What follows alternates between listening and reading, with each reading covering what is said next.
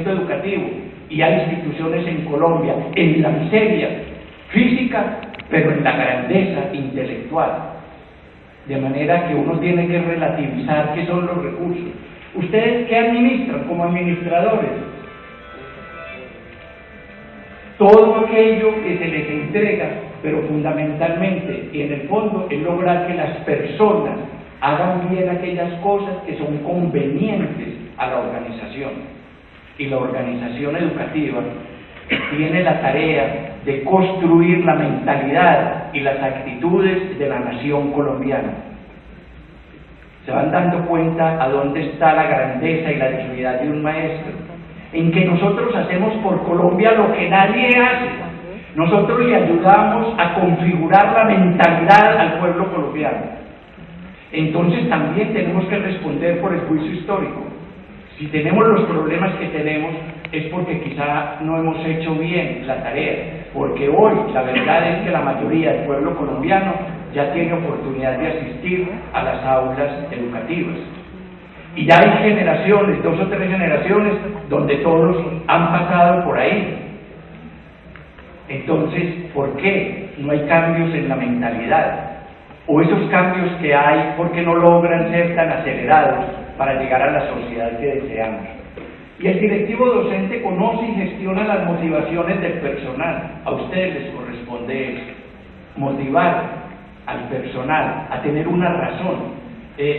Camus, el famoso escritor francés, decía que si un ser humano no tiene una razón para vivir, es decir, una razón para levantarse diario, para trabajar diario, para luchar diario, entonces tendría que inventarse una razón para morirse, porque sin una razón para vivir no vale la pena estar respirando.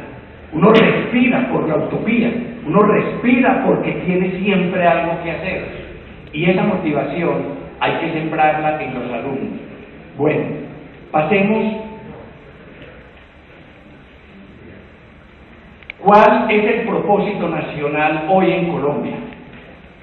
Yo creo no estar equivocado si les digo que las leyes 30 de educación superior, la ley 115 de educación básica y media, y la 119 que es la de SENA, del 94, si uno las lee todas con cuidado, encuentra un lugar común.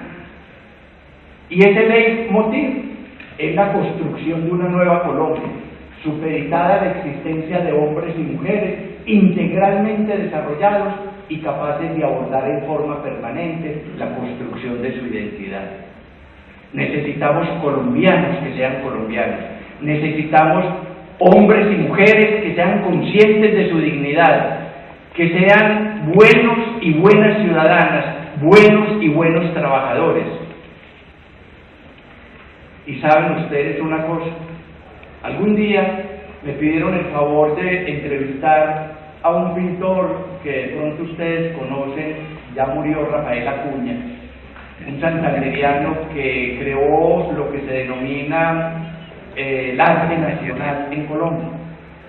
Y él vivía en Villa de Leyva. Y yo me vine a buscarlo para entrevistarlo, para hacer el catálogo de la exposición que se haría retrospectiva en Medellín, y cuando terminé de hacer la conversación y nos estábamos despidiendo, él me dijo: ay, ¿sabe una cosa? Yo creo que no voy a alcanzar a ir a Medellín.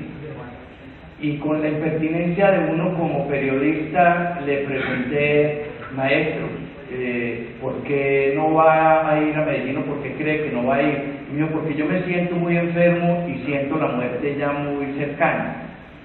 Y entonces le pregunté inmediatamente: maestro, ¿qué siente un hombre como usted ante la muerte?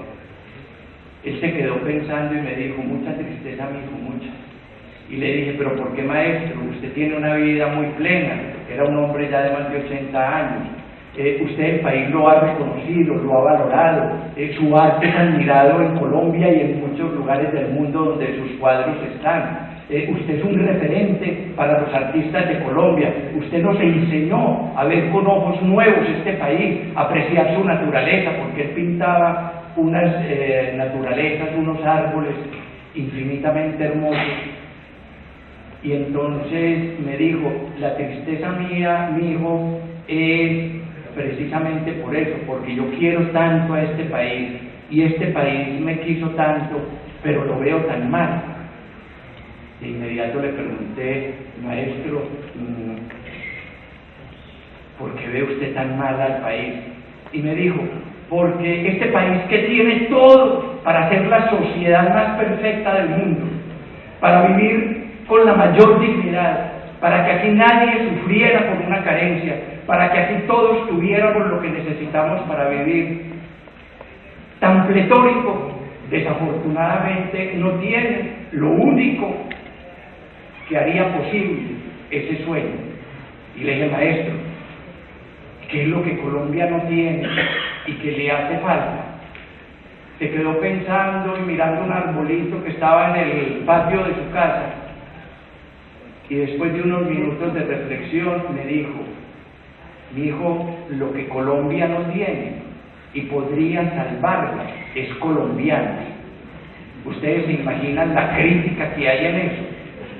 ¿Qué es ser colombiano? ¿Qué responsabilidad tenemos los educadores con formar los colombianos integralmente? Entonces, por eso, pasemos. La propuesta es muy sencilla y sintética. Mire, yo me he puesto a pensar con los colegas educadores en qué consiste esa tarea que a nosotros nos encomendó la Constitución del 91 y la Ley 115, que es el desarrollo integral de la personalidad. Compañeros educadores, en toda la legislación educativa se repite 256 veces el concepto de formación integral. Preguntémonos qué entendemos por formación integral. Yo les voy a dejar el producido de un grupo de reflexión con el que trabajo pedagogía. Miren, el desarrollo integral consiste en atender a todas las dimensiones de la personalidad del ser humano, desde la educación, donde el currículo sea un instrumento cultural para ayudar al desarrollo integral de la personalidad de nuestros alumnos. Implica trabajar el cuerpo y hacer el desarrollo corporal, físico y biológico. ¿Por qué? Porque nosotros somos seres corpóreos. ¿Quién de nosotros se imagina sin su cuerpo? Nadie. ¿Quién de nosotros puede ocupar un espacio o un lugar sin su cuerpo?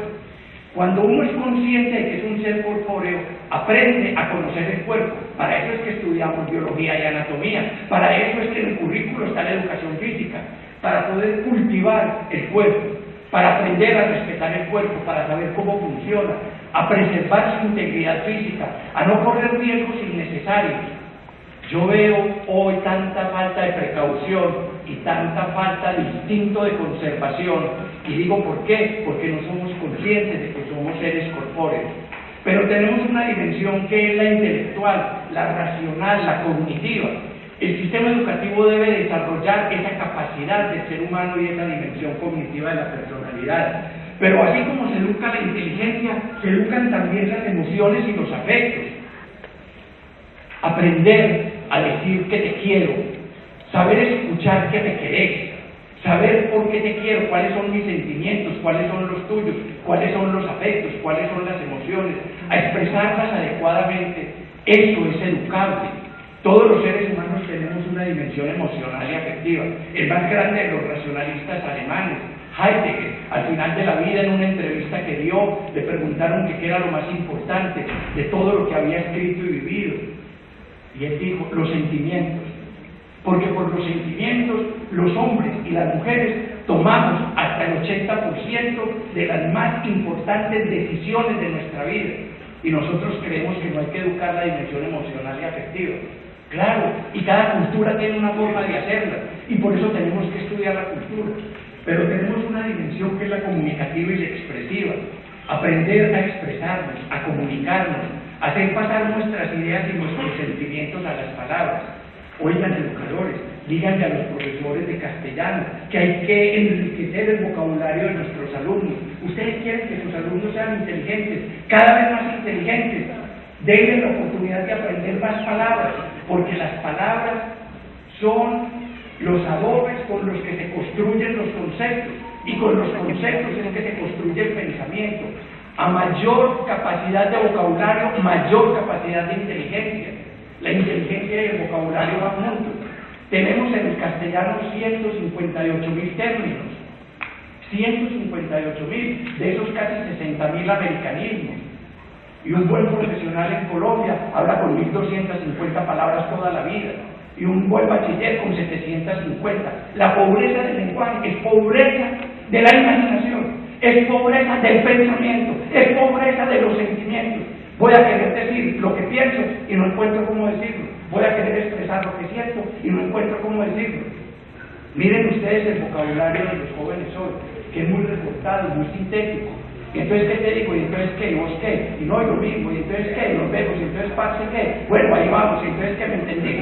¿Qué te voy a entender si no me diste nada? ¿Qué te voy a entender? ¿Pero quieren eso? Todo bien, todo bien. Todo bien como el tío de Valderrama.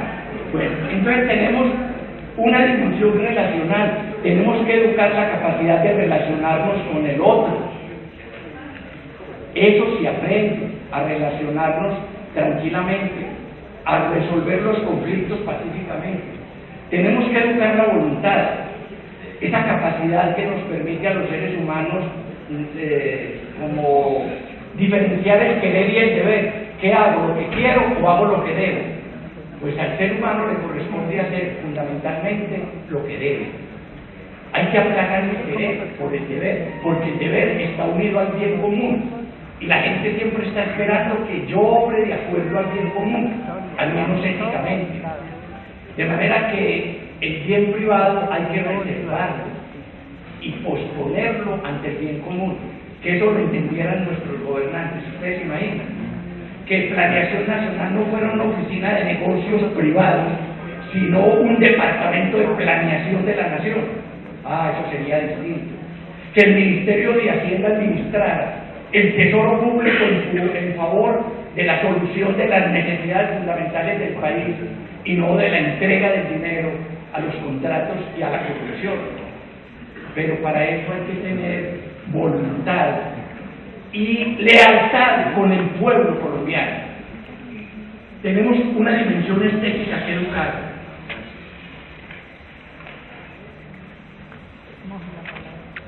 Miren, mucho cuidado los profesores, para eso existen el currículum, las artes. Ahora vemos estos niños. Miren, la estética es la conciencia que al hombre le permite disfrutar de la belleza natural o de la belleza cultural que cree. La vida se vuelve más soportable porque tenemos el apoyo en la poesía y en el arte. La vida se vuelve más entendible porque los artistas nos ayudan a entenderla desde el sentimiento y desde las emociones.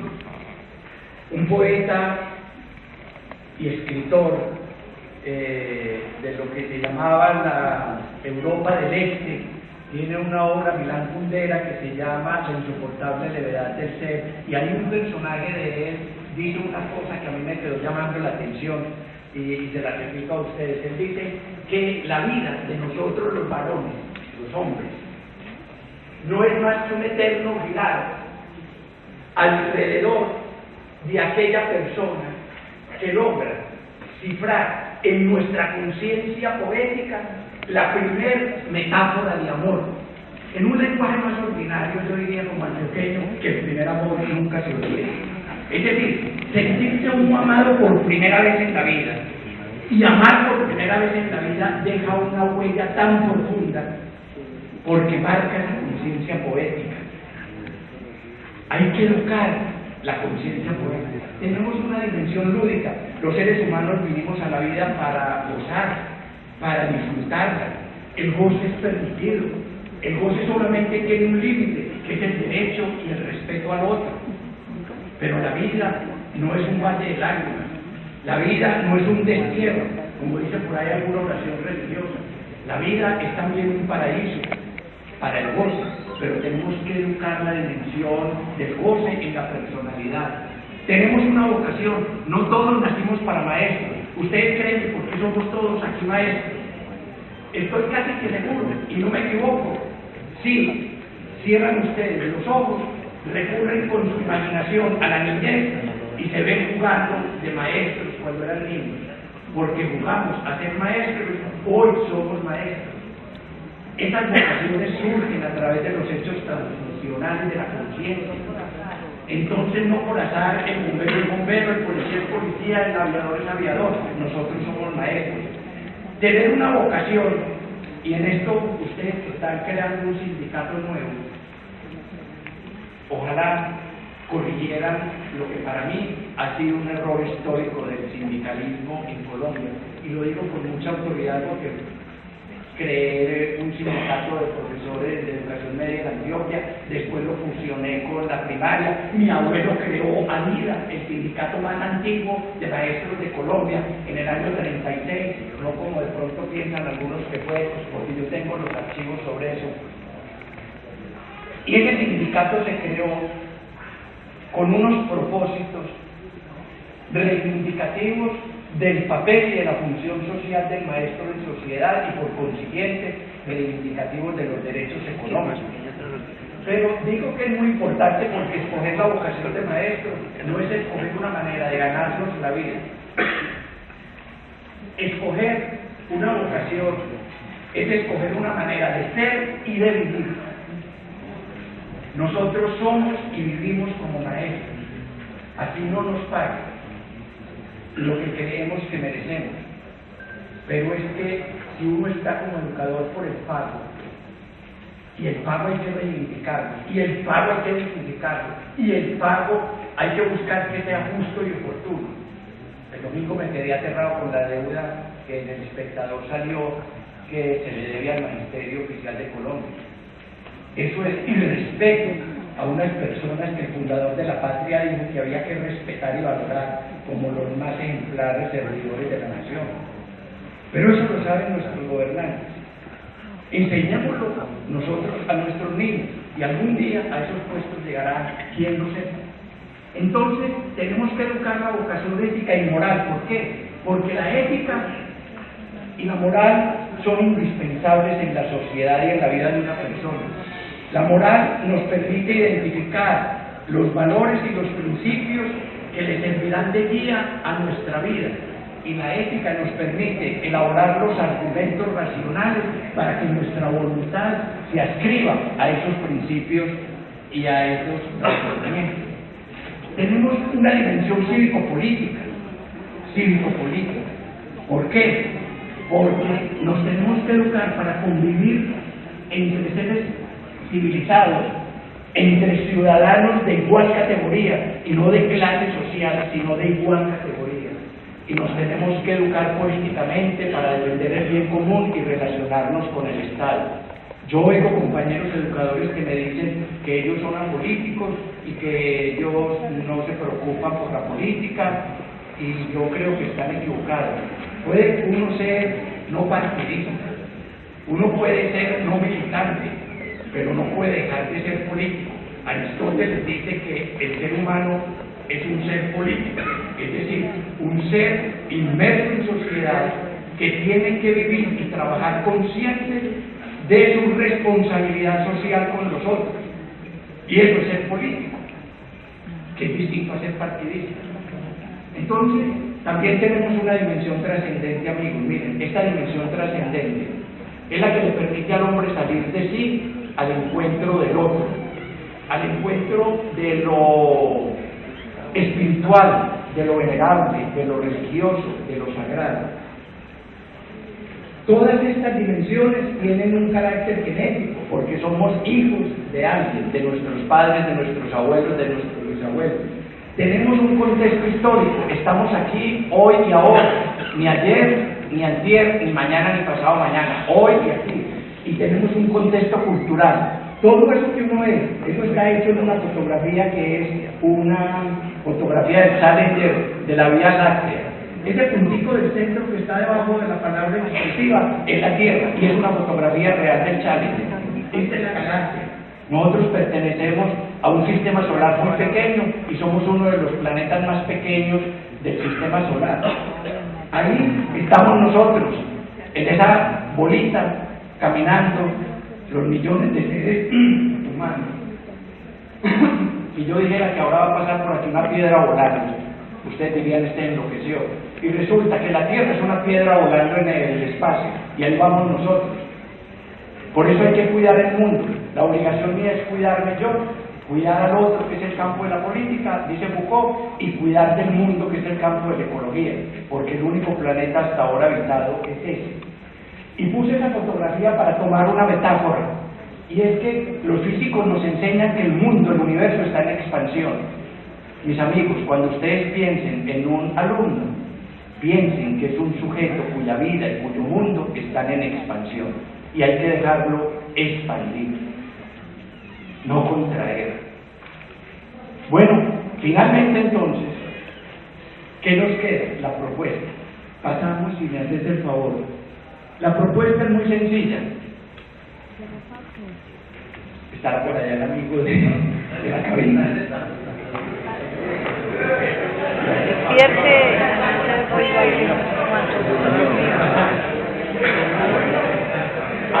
Hay una dimensión que es la sexualidad, que también hay que educar en el proyecto educativo integral. Y esa sexualidad cruza desde el cuerpo, la mente, los sentimientos, el lenguaje, la voluntad, la dimensión estética, moral, ética. Todas las dimensiones están cruzadas por la sexualidad. Hay que educar la sexualidad. Pasamos, si me haces el favor, me quito el audífono, pasamos. Bueno, entonces ahora sí, de esta tarea, ¿qué es lo que Colombia espera de nosotros, compañeros directivos, docentes, y de los docentes que ustedes dirijan? Una tarea que solo nosotros podemos hacer, y que si nosotros la hacemos quedará hecha. Si no la hacemos, nadie más la hará. No la harán los economistas neoliberales, no la harán los políticos, no la harán los mecánicos, no, nosotros. De Colombia, o Colombia espera de nosotros, hombres que le ayudemos a conseguir, hombres y mujeres capaces de asumir con excelencia, con dignidad, con autonomía y actitudes democráticas la construcción permanente del ser y del destino propio, tanto en lo individual como en lo colectivo, sin renunciar jamás a las aspiraciones profundas que se gestan en los ámbitos de la libertad, la justicia y el trabajo. Esa es la mentalidad del pueblo colombiano. Cuando ustedes les pregunten, ¿qué es ser educador? Es ser un hombre o una mujer dedicada a fraguar la mentalidad de los colombianos. Lo hacemos en grupo, hasta por 11 años continuos. Eso no lo tienen como oportunidad ninguna de las otras profesiones. Ahí es donde el maestro trasciende. Ahí es cuando ustedes van por las calles y se encuentran con una persona desconocida que se les representa y le dice: fui su alumno y no lo olvido, usted me enseñó, cómo lo recuerdo, cómo lo quiero, usted no se imagina lo que le debo. Esa gratitud anónima que uno como maestro recibe en las calles es porque ha trascendido en eso. Les ha ayudado a esas personas a hacer, y esa tarea es delicadísima. Es para los mejores hombres y para las mujeres mejores de la sociedad. Pasamos, que hay, creo que, entonces, ¿desde a dónde nosotros hacemos esa tarea? La podemos hacer, y en mi propuesta les dije al comienzo, que nos repensemos como intelectuales. ¿Y cuáles son las misiones del intelectual en la sociedad? Octavio Paz nos ayuda y nos dice: mire, las dos misiones del intelectual moderno son investigar, crear y transmitir. Tres verbos, tres cosas: conocimiento, valores y experiencia. El papel de un maestro que se considere intelectual es investigar, crear y transmitir conocimiento, valores y experiencia. De ellos, los más importantes son las experiencias, porque los conocimientos están en mucha parte, los valores igualmente, pero las experiencias de vida, lo que ustedes cada uno son, lo que ustedes de su ser personal le enseñan a sus alumnos, es único y es valiosísimo para ellos. Y él dice que, ojo, ustedes están formando un sindicato, es muy importante. Dice Octavio Paz que la función del intelectual es ejercer la crítica de la sociedad y de sus usos, instituciones y políticos, con el fin de interpretar y dar forma a las confusas aspiraciones populares, para que el pueblo logre articular sus quejas y sus necesidades en un pensamiento político coherente y en programas realistas, superando las hipnosis ideológicas simplistas. ¿Quién le va a dar forma y quién le va a ayudar a tramitar al pueblo colombiano sus necesidades y sus aspiraciones educativas si no somos los educadores? Y se las tenemos que poner articuladas en un proyecto político. La fuerza política que tenemos los educadores es inconmensurable, pero amigos, no la estamos usando. Y hay que usarla inteligentemente y planificadamente. Pero hay otro concepto, pasamos, de que es el intelectual. Pasamos, sin hacerte el favor,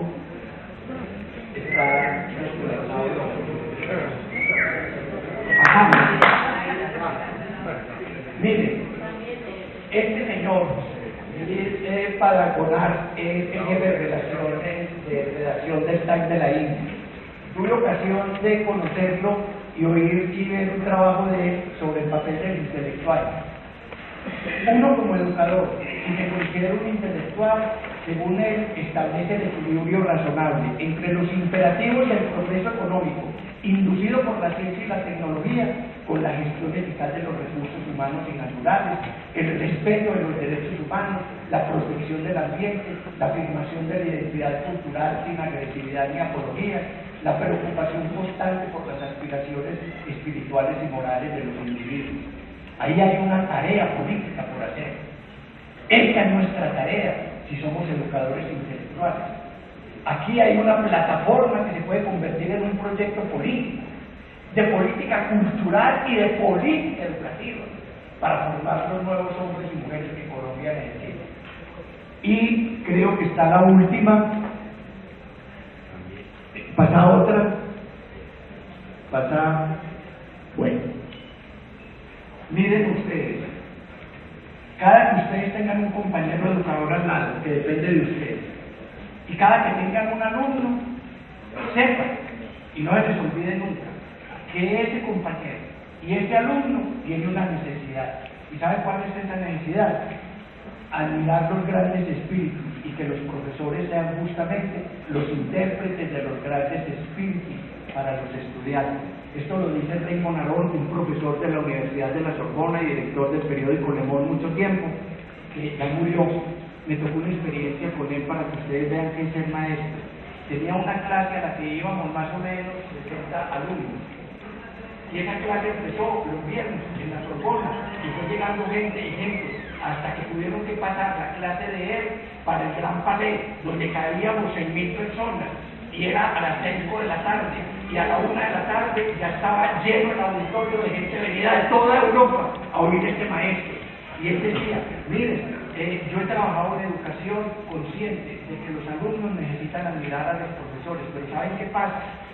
Que los alumnos no pueden admirar a los profesores, y no los pueden admirar por dos razones. Primera, porque son sus examinadores, entonces tienen miedo, y hay que vencer ese miedo. Y segundo, porque posiblemente esos educadores no sean admirables, entonces eso lo hace pensar a uno. Carajo, entonces yo para ser admirable es lo que tengo que hacer. Y él nos respondió: admirar los grandes espíritus y que los profesores sean justamente los intérpretes de los grandes espíritus. En el año 2000 estaba en Nueva Delhi, en la India, y vi en el periódico que había una exposición que habían contestado 38 millones de seres humanos en 170 lenguas del mundo. De ella misma cambiamos el programa y vamos a ver esta exposición que me interesa ver, porque era, al cambio, al año 2000, ¿qué pensaba el mundo que eran las personas más influyentes sobre el mundo? Entonces nos fuimos para la exposición, me dice, yo hablando, y yo le decía, ay, inventó la penicilina, extraordinario. Y ella me decía, no, el teléfono, porque es que imagínate uno tocar una tecla y encontrar una persona en cualquier parte del mundo, y así, no, el avión, si no hubiera avión no habíamos podido venir hasta aquí. ¿Y cuál fue mi sorpresa? La exposición estaba organizada por trilogía. De los 38 millones de personas que contestaron esa encuesta, las 3 personas más influyentes del mundo, Confucio,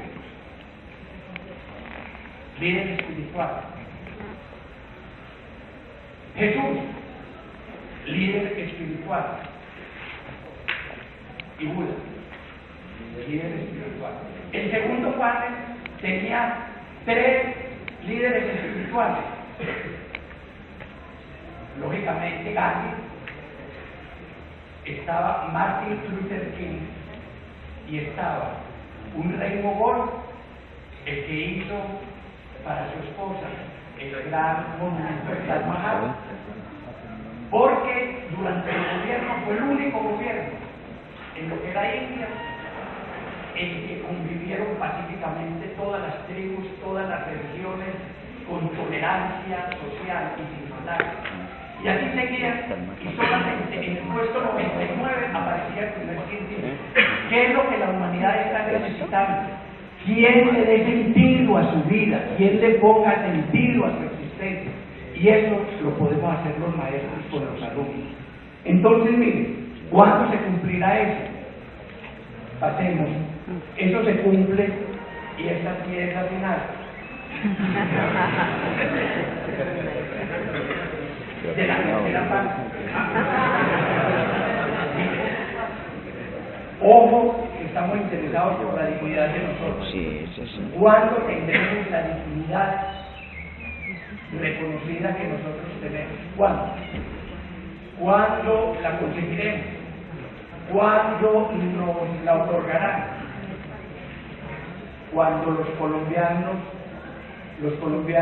reconocerán y valorarán a los educadores como los más importantes hacedores de la patria, como decía Bolívar, cuando la inmensa mayoría de ellos, de nuestros conciudadanos, se conviertan, o cuando la mayoría de nosotros los educadores se convierta para los estudiantes en el espíritu que los orienta y guía en su destino, que les descubre el horizonte de lo posible, que les incita a la creación, que les seduce por el conocimiento que poseen y les presenta, que les acompaña en la conquista de la libertad y los prepara para vivir la solidaridad, el amor y los demás valores fundamentales de la cultura.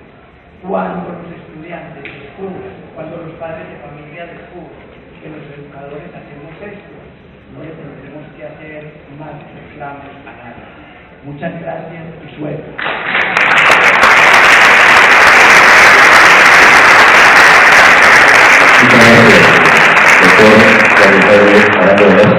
Vamos con las preguntas que consideren pertinentes. Por favor, levantar la mano.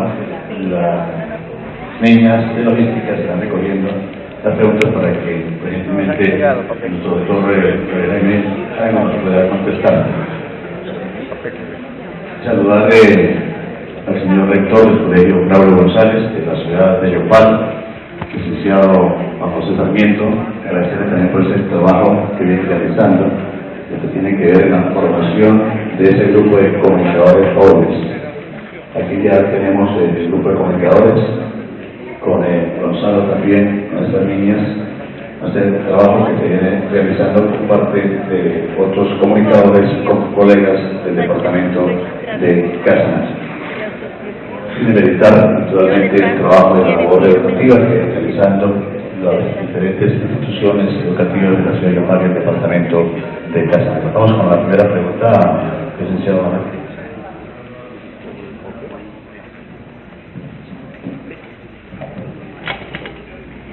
Acá nos han llegado unas inquietudes, básicamente alrededor de 2 puntos, doctor Gabriel Jaime.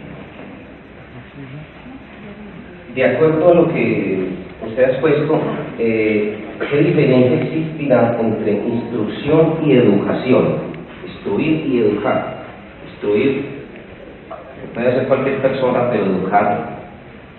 Y 2, alrededor del mismo tema, ¿cómo hacer para que el ministerio, es una pregunta que nos dice un compañero, ¿cómo hacer para que el ministerio no permita que otros profesionales que no sean licenciados lleguen a la educación a escampar como maestros? Son esas 2 cosas alrededor de este control. Bueno, miren, la pregunta por la diferencia entre instruir y educar afortunadamente está muy bien documentada desde hace mucho tiempo. Los alemanes en la época de Kant se la plantearon.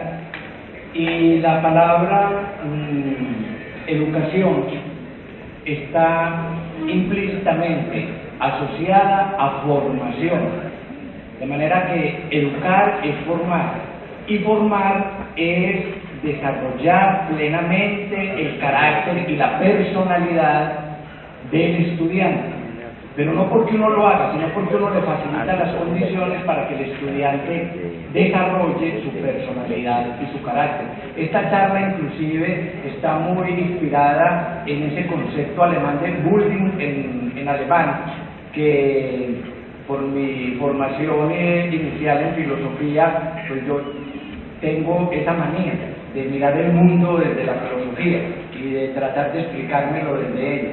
Entonces, educar es formar, y formar es desarrollar plenamente el carácter y la personalidad. En alusión a eso, un pensador antioqueño que es Fernando González, un hombre que produjo mucho por los años 20 y 30 en Antioquia, y que nosotros lo consideramos uno de nuestros pensadores más importantes, muy combatido en su época, exactamente por pensar. Decía que un buen educador es aquella persona que logra ayudarle efectivamente al estudiante a descubrir o a crear la confianza en sí mismo para que él se desarrolle. Porque instruir es desarrollar habilidades, y las habilidades son una virtud que se puede tener y que se puede enseñar, pero tiene que ver con fundamentalmente con el hacer, la habilidad para el hacer, para lograr las cosas, la destreza, por ejemplo, manual, o la destreza verbal, o la destreza de representación de un artista. Esas habilidades son apenas una dimensión de la gran dimensión de la personalidad. La otra pregunta,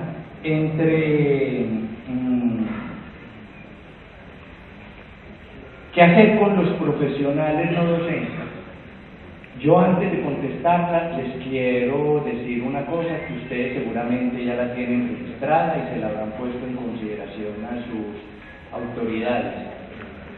Por múltiples razones, que no tenemos aquí pues ahora tiempo abusando de la paciencia que ustedes han tenido, la profesión y el ejercicio de la docencia en Colombia es un ejercicio profesional en decadencia. No hay tantos aspirantes a esa profesión como el país necesita, no los hay.